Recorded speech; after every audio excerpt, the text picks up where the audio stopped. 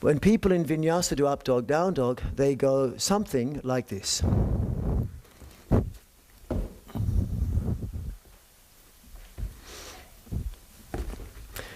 This is missing an important step.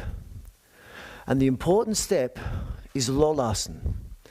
So lolasana is the one that's also probably a good precursor of Ashtavakrasana, and lolasana is this position, where your hands are by the side of your thighs. Again, fingers grip, even though the palm might be flat, your fingers are gripping. The heel of the hand squeezes inwards, which gives you the Kurpara Bandha, which tightens the inner elbow because the outer elbow has to already work. The armpits have to work, and then from there, the upper back has to lift up off the floor.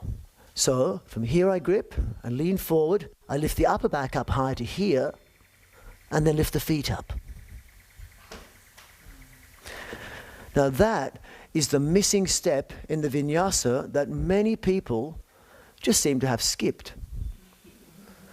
So actually the instructions for the up dog, down dog vinyasa should be from cross-legged position, exhale fully, and then.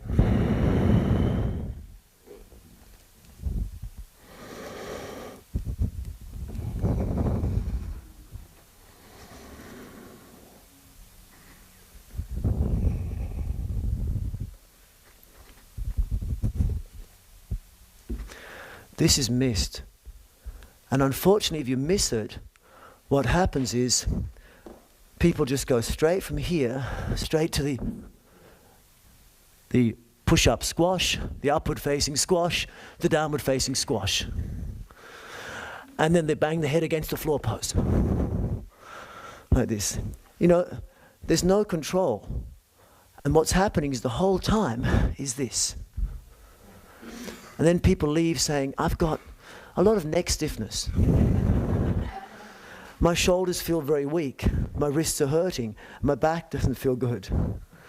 So when I gave you the instructions this morning for doing the up dog, down dog, the first time with instructions, what we did was, having come to the floor, I got you to step back to this position, the Majuriyasana. How do you say that word? Okay, I'm saying it right. Not a term I usually use. So this Majuriyasana, the kneeling plank, which is a simple version of the full plank, is actually simple versions of Lolasana. Can you see it's the same thing? And so, you know, some people say, why are you doing the plank in the up dog, down dog? It's a really important pose. And it's much more important than people give it credit for, much more important than trying to lean on the hands and do this. This misses the point. Because what's happening between my shoulder blades here now is nothing. So doing the plank position, where you lean down, chin in and lift up, that's already something very, very important. But most people can't lift the legs up, so at least prepare for doing a push-up here or here. And then keep that spread in the shoulder blades as you come down, which should eventually be that. Does that make sense? Can we try the Lolasana position? In at least its simplest form, where you keep your feet on the floor. Keep the forehead down, chin in, neck back. And so you take the hands, just lean slightly forward. So you can be kneeling if you like. Kneeling is often an easier way to start, so we will do it from kneeling. So take your hands by the side of the thighs. Grip with the fingers, squeeze the heel of the hand in, and then push up between the shoulder blades like the plank. Come knees to chest and just cross the legs if you like, a little bit. So you've pushed up high between the shoulder blades, pull the knees to the chest, push the hips forward, grip with the fingers, armpits, underarm muscles, and then if you can, lift up the feet off the floor, knees to the chest. Not jumping, not jumping. And then come back down. So this is the plank position. It's a very powerful pose. And so then, you know, one of the questions that was given to me yesterday was, why am I emphasizing this so much? You know, because this is where it comes from. You know, if you try and lift up to the Lolasana like this, try it for a second. Do it simple cross-legged. Lift up the chest. With the chest lifted up, put your hands on the floor, try and lift up. You can't. You know, go forward, lift up the chest. Now try and lift up. You can't. It's not easy, no? So to lift up this, you need this. In martial arts, some schools call this turtle back. Because turtle back, like the Kurmasana, you see in the Kurmasana is like a turtle, this gives you tremendous protection.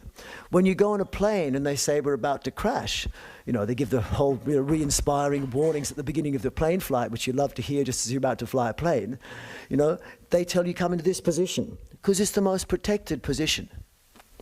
But the knees are bent when you're bending forward like that, and it protects you. So this is Lolasana. It's a very important pose.